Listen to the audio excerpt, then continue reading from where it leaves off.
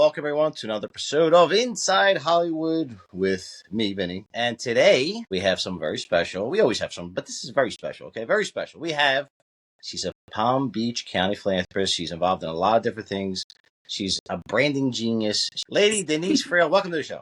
Thank you, Vinny. So tell us a little bit about yourself. I've transitioned my life into mostly philanthropy these days. My heart had the better of it taken, and I love helping people and just making a difference in this world.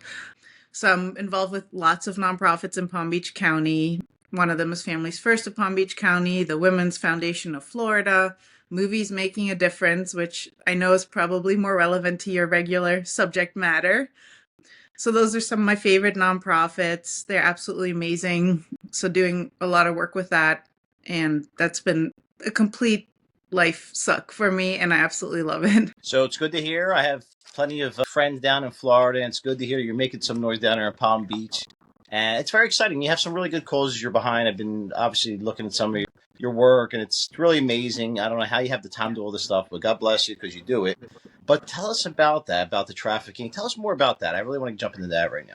So Movies Making a Difference is an amazing organization. It was started by Diana Davis, who was an actress at some point back in her day. She's still absolutely beautiful and amazing. And she got extremely passionate about human trafficking and breaking that cycle. So she has a great support from the Hollywood community, and they actually make movies about human trafficking so that they can educate people, because a lot of the time breaking the cycle comes down to education, like simply the awareness, understanding how it's happening. You know, most people always assume it's happening far off in a land far away, and they don't realize that it's happening in most of our own backyards. So this organization actually makes movies to educate. They often have victims that were helped through the organization participate, making the music for the movies or even acting in the movies.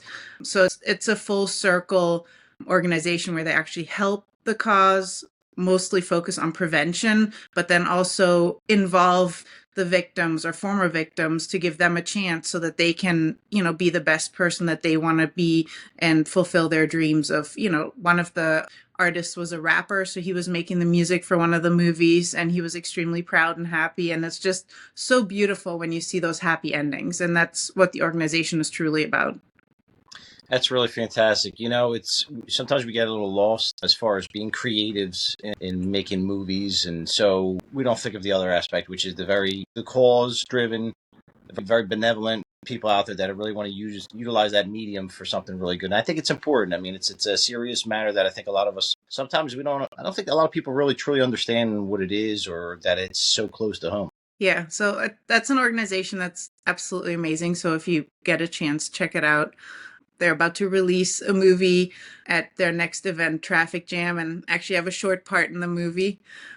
I'm not an actress by all means, but Diana was kind enough to give me a one line in the movie, being a snotty Palm Beacher and looking at this girl that has been trafficked, not knowing that she's been trafficked in my defense, and commenting on her hair, which is actually the girl that I'm commenting on is Amber, who's a survivor acting in the movie, and she's absolutely amazing. Another super creative individual, artist, actress, model, everything. So yeah, this movie is going to come out, and I'm quite nervous to see myself in the screen, but it was just kind of a fun thing to do. It's no different than what we're doing right here, and it's a great project. We're looking forward to it. You got to keep us updated on it, because we'll make sure we do a nice big social media post about it. Love to help support, because those are great causes, which I really think that we need more awareness for. Thank you.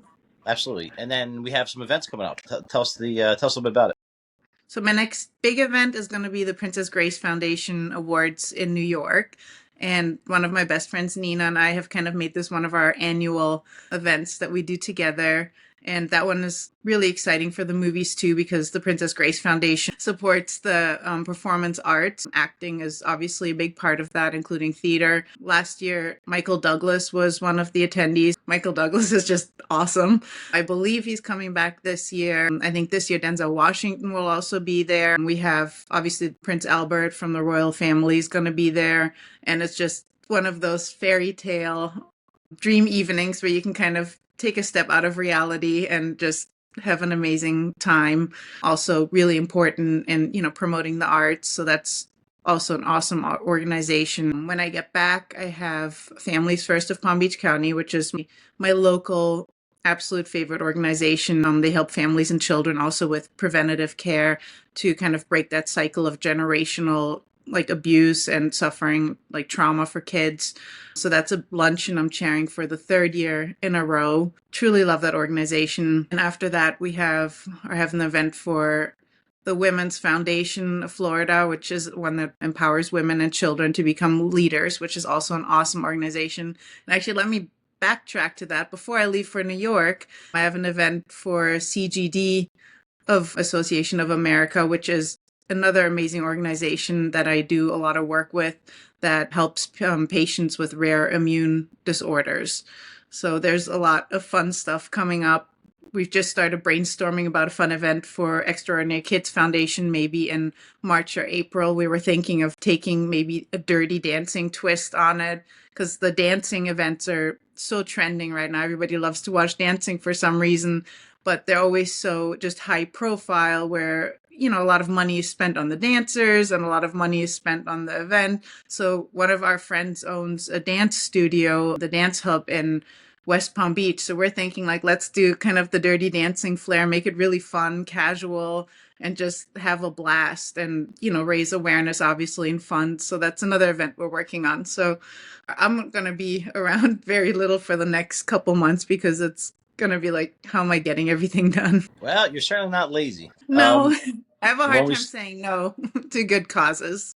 Yes, well, it's something that's near and dear to you, so it's hard to say no to things that you really, are passionate about. But talking about Grace Kelly, Princess Grace Kelly, she of course is from Philadelphia, and the Kelly family. It's a big name here. It still is. And you talk about dancing. It's funny how the two connections are there because I used to go to a group of people. We used to meet every week for breakfast, and it was in Overbrook Park, and we used to actually meet in a place where Grace Kelly used to learn as a little girl dance lessons.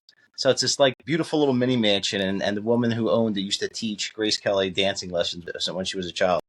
So really cool. That is so cool. That's really cool. I love history, and I just love, I don't know, I love the arts. I don't know if you saw my website. I'm an artist too. I have my oversized candy bar drawings. Yes, I mean, dancing, I'm going to say I'm probably going to win the award for worst dancer out there, but I'm there to cheer on anybody else that can do it because that's just something that's never an artistic side of me that never flourished, if you will. Well, you know what? It's me too. Listen, hey, I got 2 left legs, but I think with a couple of drinks, sometimes I loosen up. But anyway, so the thing too is you make sure you dance in a very dark room. This way, nobody will notice. Like very dark. Maybe nobody else is in the room. Like pitch black. Definitely no mirrors. It's kind of like when you do the singing alone in the car thing and hope nobody's parked next to you. They can hear it on the outside or is looking at you at the stoplight. It always sounds good to yourself, though, when you're alone in the car. Well, tell me how you got, involved in philanthropy. So a long, long time ago, a friend of mine asked me to run as Woman of the Year for the Leukemia and Lymphoma Society.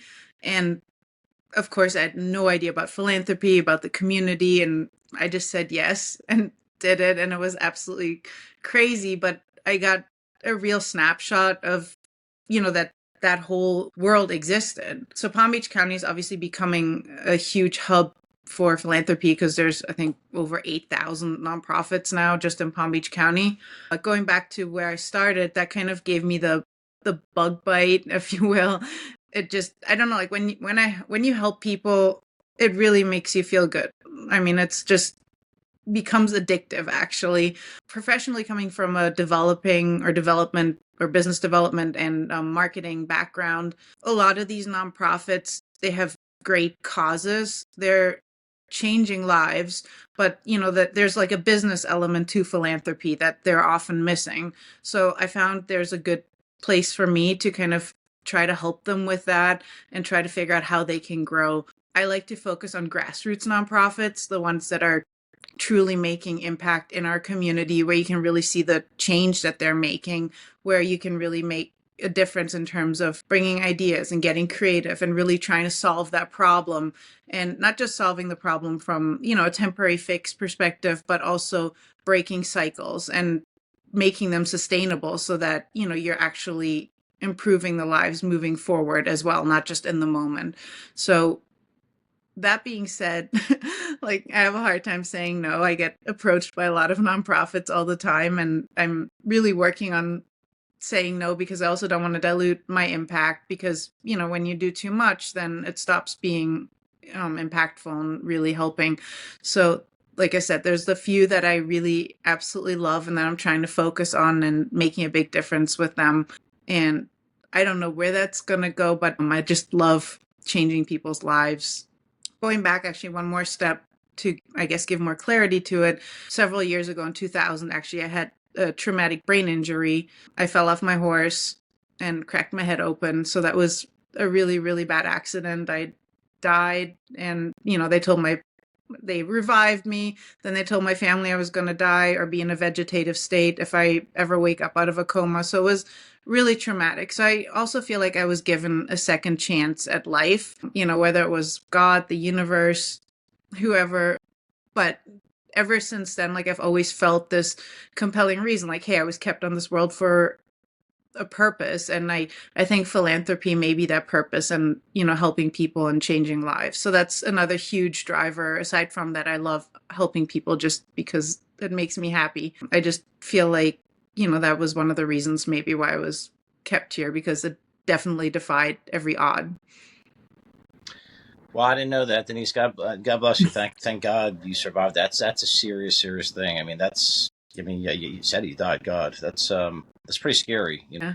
It's one of those moments where you don't realize it, but yeah, your life can change overnight. I mean, it's, one accident. They always say like one diagnosis, or, you wake up and it's like everything is different. And it was several years to recover from that. So now I try to just be inspiring, be positive. We could always work. We could always try to make more money, but I don't think that's necessarily the reason why we're here. I think it's all this interdependent system. We really got to help each other. And I'm trying to raise my kids in the same way, that to give more than you receive, and to be that sort of a big brother or a big sister or somebody, and don't make fun of people and don't take advantage of people, and just be kind. I think we, as a society, really need to focus on being more understanding with each other and kind to each other.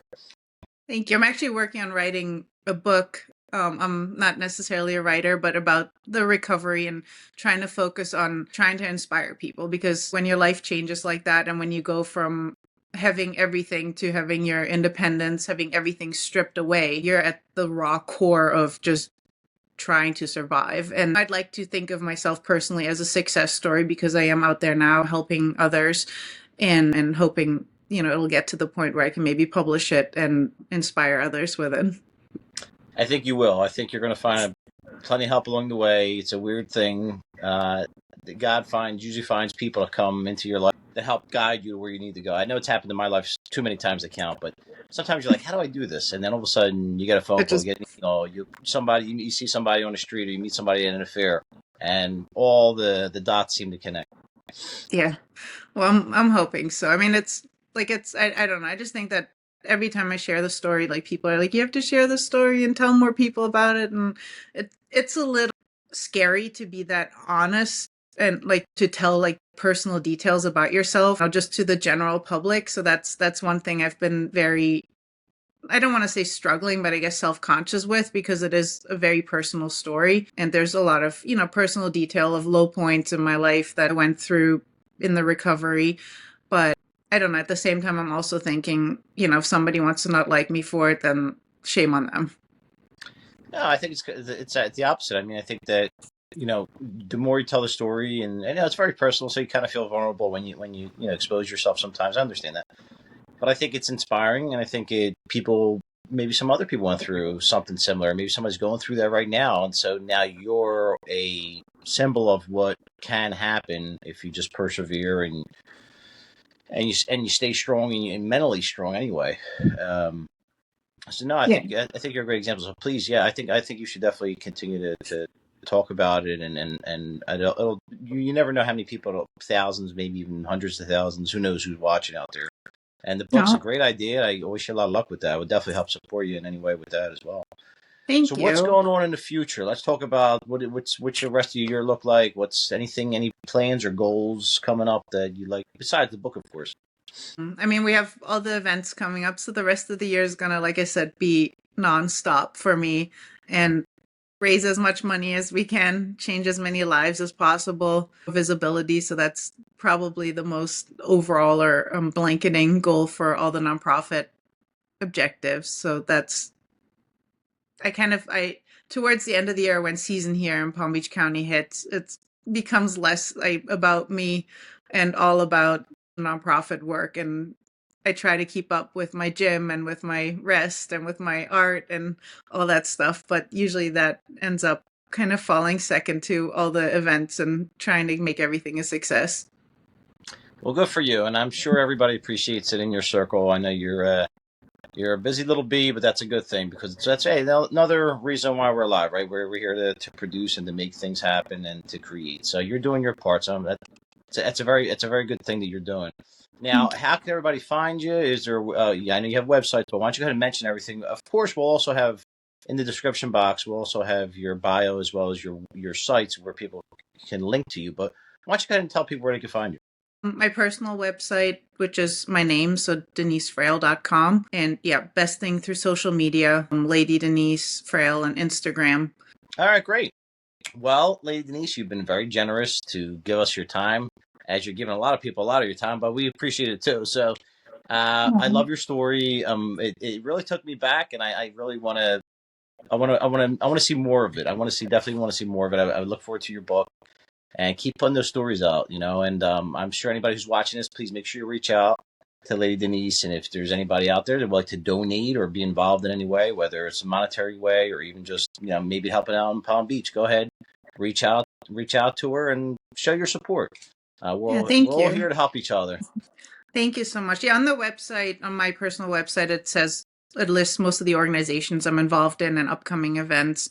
So that's a great place to kind of see what's out there. And my personal philosophy, I always go back to collective giving. So, if everybody just does a small part, nobody needs to move a mountain. That's very true. It doesn't take a lot all at once, a little bit every day. So this has been a really big pleasure. I really appreciate you doing this and joining us today, and I look forward to speaking some more. And please come back anytime you want. Thank you so much. All right, everyone. Again, please make sure you're following Lady Denise on all her social media. Check out the links, support her causes, and help her as she helps others. Our guest again, Lady Denise Fraille. Denise, have a great day. I'll see you again soon. Thank you.